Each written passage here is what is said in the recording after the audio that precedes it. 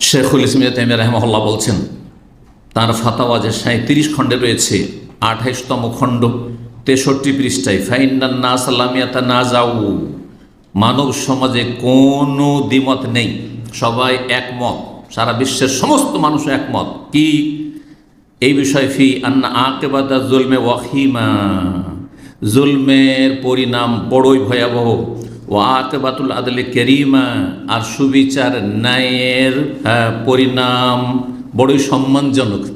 আপনি যদি ইনসাফ করতে পারেন, সুবিচার করেন, বড় সম্মানজনক তার পরিণাম রয়েছে, পরিণতি রয়েছে, খুব ভালো সম্মান পাবেন।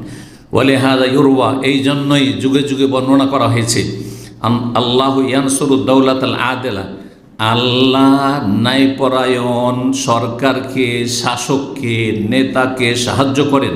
ওয়াইন কানাত কাফেরা, যদিও সে কাফের, ইহুদি, নাসারা, হিন্দু, বুদ্ধিস্ট, তারপরে তাকে সাহায্য করেন যদি সে কি হয়, ন্যায়পরায়ণ, ইনসাফ করেওয়ালা হয়, সুবিচার কায়েম করে নিজের ওপর এবং দেশের ওপর, জাতির ওপর, সর্বস্তরের মানুষের ওপর।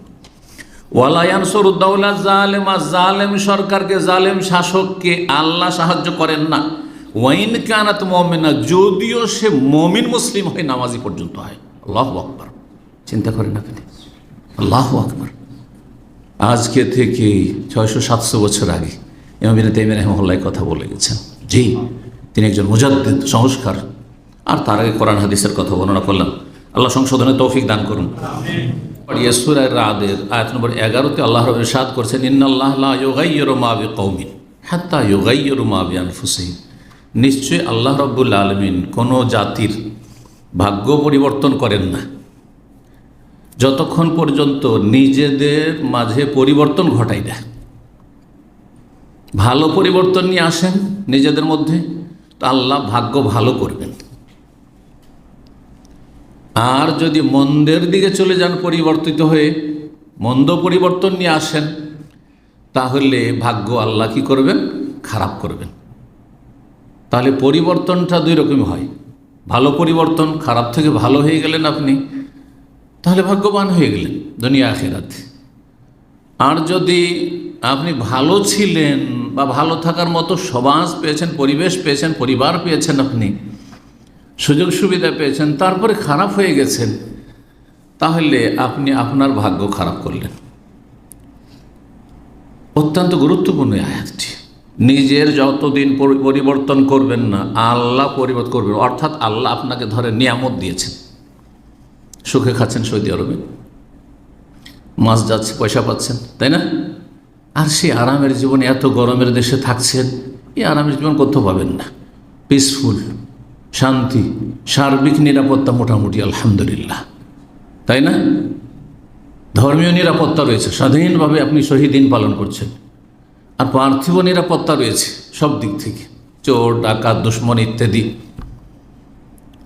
কিন্তু পৃথিবীর কোথাও পাবেন না আপনি, আপনার মাতৃভূমিতে পাবেন না এই নিরাপত্তা দিন দুনিয়ার ক্ষেত্রে। আপনি যদি এটাকে টিকিয়ে রাখতে চান এই নিয়ামতকে, তাহলে আপনাকে কী করতে হবে, এটাকে আরও ভালো করার চেষ্টা করতে হবে, ভালোর দিকে নিয়ে যেতে হবে। যদি এতে খারাপ করে ভালোর দিকে নিয়ে যান, তাহলে আরও ভালো সম্মানিত হয়ে থাকবেন আপনি। এখানে অনেকে 25 বছর 30 বছর আছেন, কোনো ব্যাটার আপলোড নেই, আর কোনো রকমের অপমান হইতে হয়নি, অপদস্থ হইতে হয়নি। ভালো পরিবর্তন নিয়ে এসছেন, ভাগ্য ভালো হয়েছে। কিন্তু আসার পরে এখানে বিভিন্ন পাপে জড়িয়ে গেলেন, অপরাধে জড়িয়ে গেলেন, আর বিভিন্ন অন্যায় করা শুরু করলেন। আল্লাহর নিয়ামত খেয়ে এসি রুমে থেকে আপনি পাপ করা শুরু করলেন, আল্লাহর আযাব এসে পাকড়াও করলেন। খারাপ পরিবর্তন নিয়ে এসেছিলেন, এমন জায়গায় গিয়ে আল্লাহ ফাঁসিয়ে দিলেন যে সেখান থেকে আর বের হইতে পারলেন না। আর তারপরে লাঞ্ছিত হয়ে দেশে যেতে হলো, আর না হলে মৃত্যুদণ্ড হয়ে গেল। জানেন যেখানে বেশ কিছু অপরাধের ওপর মৃত্যুদণ্ড আছে, কোরআন সুন্নাহর বিধান রয়েছে। জি,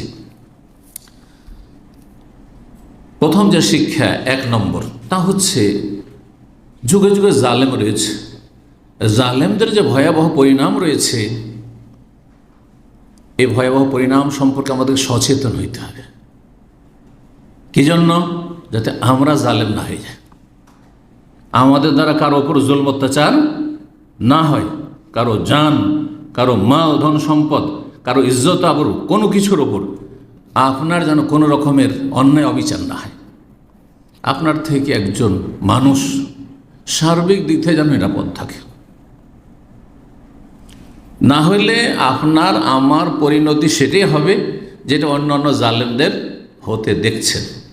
আকাশ থেকে আল্লাহ পাতালে নামিয়ে দিচ্ছেন, ধূলিসাৎ করে দিচ্ছেন। জি, কত সম্মানিত ব্যক্তি, এমন লাঞ্ছিত, অকল্পনীয়। আল্লাহ রাব্বুল আলামিন মদিনার ইহুদিদের সম্পর্কে সূরা হাশরে বর্ণনা করেছেন। মদিনার ইহুদি কত তারা প্রভাবশালী ছিল মদিনায়, এবং পুঁজিপতি ছিল, সবচেয়ে বেশি পয়সাওয়ালা, প্রতিষ্ঠিত ছিল, তাদের বড় মজবুত দুর্গ কেল্লা ছিল, তাতে তারা সুরক্ষিত হয়ে বসবাস করত। ব্যবসা বাণিজ্য তারা হোল্ড করেছিল মদিনার।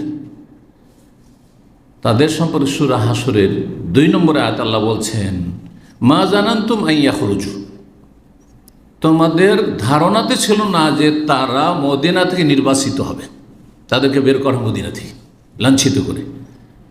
তাদেরও কল্পনা ছিল, তোমাদের কল্পনা ছিল যে এরাকে মদিনা থেকে তাড়ানো হবে। ওয়াজান্নু, আর বরং তাদের বিশ্বাস ছিল, আন্নাহু মানিআতুহুম হুসুনুহুম মিনাল্লাহ, যে তাদের দুর্গগুলি, এই কেল্লাগুলি, যাতে তারা সুরক্ষিত হয়ে বসবাস করছে, এগুলি আল্লাহর কবল থেকে রক্ষা করবে, আল্লাহর আযাব গজব থেকে রক্ষা করতে পারবে, অপমান হওয়া থেকে রক্ষা করবে। যারা সুরক্ষিত হয়ে বসবাস করে, হ্যাঁ, তাদের প্রোটেকশনের ব্যবস্থা রয়েছে, সিকিউরিটির ব্যবস্থা রয়েছে। কল্পনা করেন যে আমাদের এরকম অবস্থা হইতে পারে।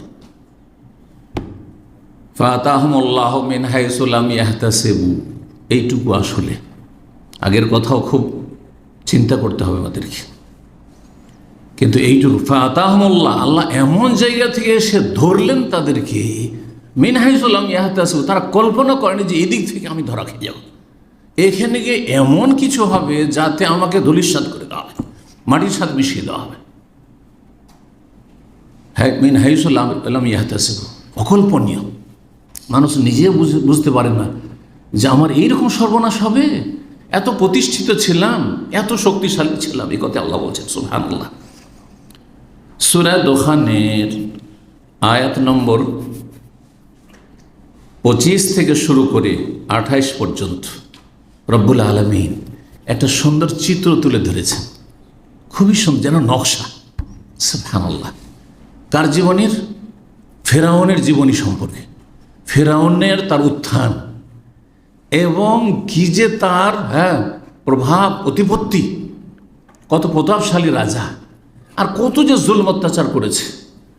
আর তারপরে সুবহানাল্লাহ, সে যেই সকালে বেরিয়েছিল মূসা আলাইহিস সালাম এবং তার উম্মত বনি ইসরাইলদেরকে, মুমিন মুসলিমদেরকে ধরে জবাই করার জন্য এবং সবগুলিকে পানিশমেন্ট দেওয়ার জন্য, তাড়া করে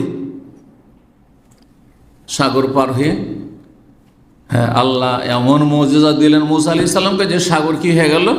রাস্তায় পরিণত হলো, হাইওয়ে পরিণত হলো, রোড হয়ে গেল। পার হয়ে চলে গেলেন, রাস্তা তো ক্লিয়ার আছে, ধরো তোদের কোম্পানি গিয়ে। আর যেমনই হাজার হাজার সেনাবাহিনী নিয়ে সাগরে নেমেছে, কল্পনা করেছিল যে এখানে আমার সব কিছু নিস্তনাবুদ হয়ে যাবে। অকল্পনীয়।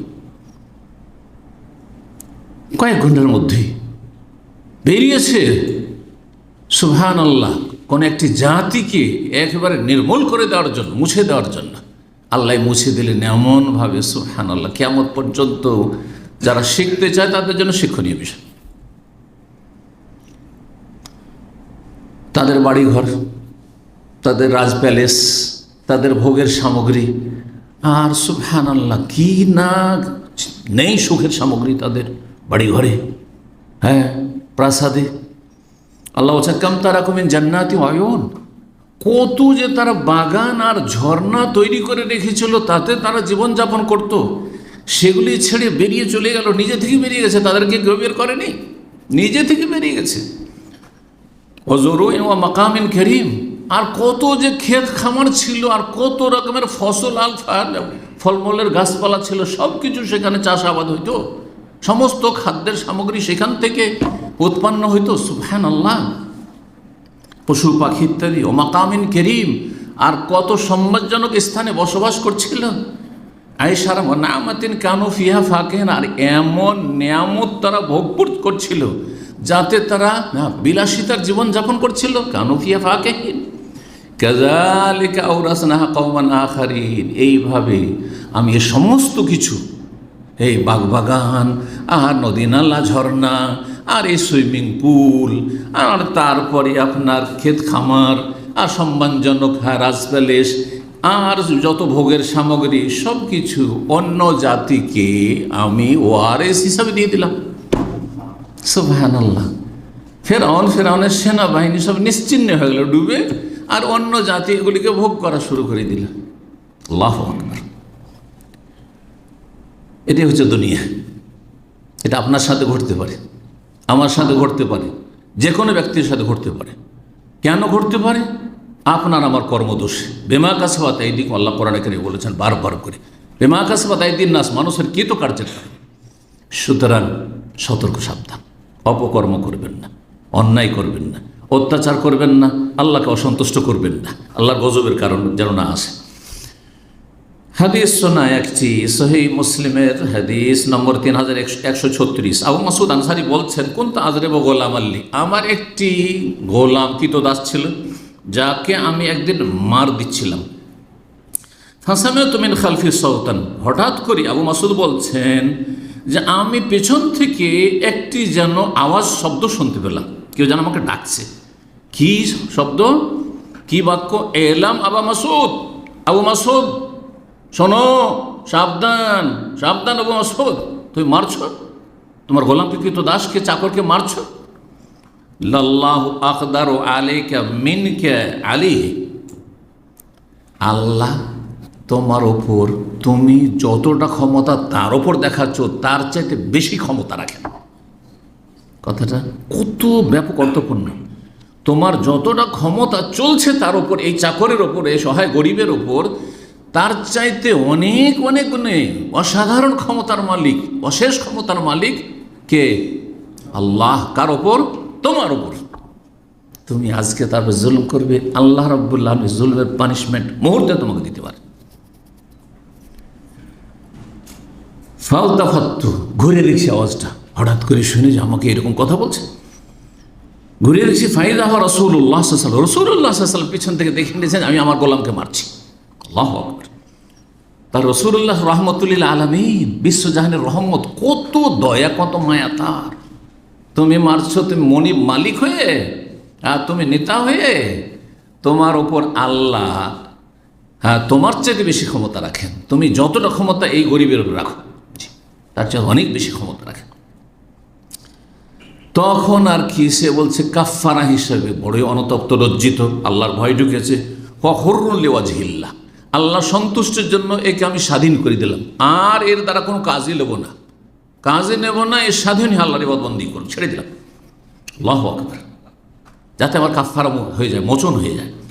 ফাকাল, নবী সাল্লাল্লাহু আলাইহি ওয়াসাল্লাম বলে, আমার শোনো, লাউলাম তাফাল, তুমি যদি এই গোলামটিকে তোমার কাফারা হিসাবে, তোমার এই পাপের মোচন হিসাবে তুমি আজাদ না করতে, লাল্লাফাহাত কান্নার ও লামাসাত কান্নার, তাহলে জাহান্নামের আগুন তোমাকে অবশ্যই স্পর্শ করতে। জাহান্নামের তোমাকে, সাহাবী আবু মাসউদ আনসারী, যেই